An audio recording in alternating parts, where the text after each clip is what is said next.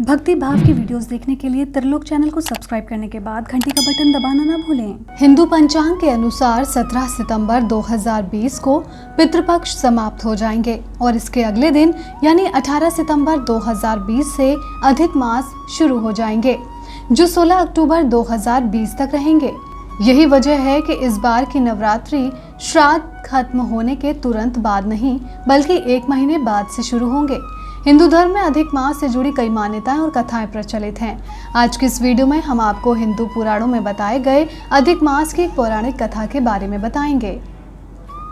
पुरुषोत्तम मास की पौराणिक कथा। पौराणिक कथा के अनुसार एक समय में हिरण्यकश्यप नाम का दैत्य हुआ करता था, जिसे ब्रह्मा जी द्वारा विशेष वरदान प्राप्त था, जिसके कारण उसे मृत्यु का भय कभी न था। उसके अत्याचारों से पृथ्वी लोक के साथ ही स्वर्ग लोक भी परेशान था। हिरण्यकश्यप भगवान विष्णु को अपना परम शत्रु मानता था और श्री हरि विष्णु की भक्ति करने वाले सभी भक्तों को मौत के घाट उतार देता था। हिरण्यकश्यप ने मौत को मात देने के लिए ब्रह्मा जी को प्रसन्न कर एक खास तरह का वरदान मांगा था, जिसके अनुसार उसे ना तो कोई मनुष्य मार सकता था, ना पशु और ना ही कोई प्राणी, ना दैत्य और ना ही कोई देवता। उसकी मृत्यु ना भीतर हो सकती थी और ना ही बाहर। इसके अलावा हिरण्यकश्यप ना तो दिन में मर सकता था और ना ही रात में। वो ना ही ईश्वर द्वारा बनाए गए 12 महीनों में मर सकता था। उसे ना कोई अस्त्र मार सकता था, ना ही कोई शस्त्र मार सकता था। इसी वजह से कोई भी हिरण्यकश्यप को कुछ भी नुकसान नहीं पहुंचा पाता था। धीरे धीरे हिरण्यकश्यप के अत्याचार बढ़ते गए और धरती पर भगवान विष्णु का कोई भी भक्त जीवित न था। तब भगवान विष्णु की माया से हिरण्यकश्यप का पुत्र प्रहलाद हुआ, जो भगवान श्री हरि विष्णु का परम भक्त था। जैसे ही हिरण्यकश्यप को इस बात का पता चला कि उसका पुत्र ही भगवान विष्णु का परम भक्त है, तो उसने अपने पुत्र को भी मारने के कई प्रयत्न किए, लेकिन हर बार भगवान श्री हरि विष्णु की कृपा से प्रहलाद जीवित बच जाता था। धरती पर हिरण्यकश्यप के अत्याचारों से हाहाकार मचने लगी, जिससे परेशान होकर सभी भगवान विष्णु से प्रार्थना करते हैं।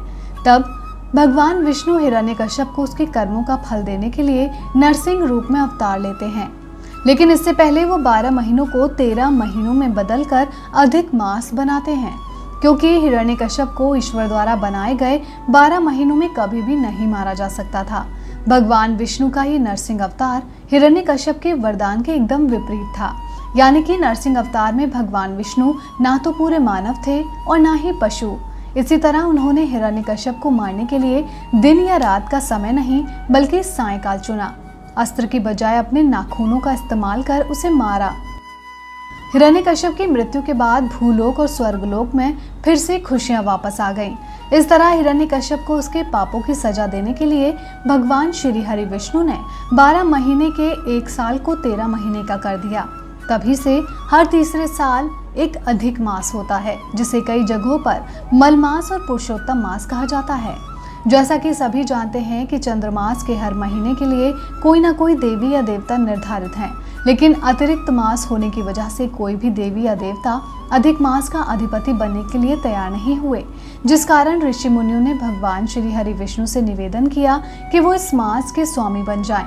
तब श्री हरि विष्णु ने कहा कि मलमास का स्वामी मैं बनना स्वीकार करता हूँ, और क्योंकि लोग मुझे पुरुषोत्तम के नाम से भी जानते हैं, तो मैं इसे पुरुषोत्तम नाम देता हूँ। तभी से अधिक मास को पुरुषोत्तम मास के नाम से भी जाना जाता है। तो आपको आज का हमारा ये वीडियो कैसा लगा, हमें कमेंट कर जरूर बताएं। साथ ही इस वीडियो को लाइक और शेयर करना बिल्कुल ना भूलें।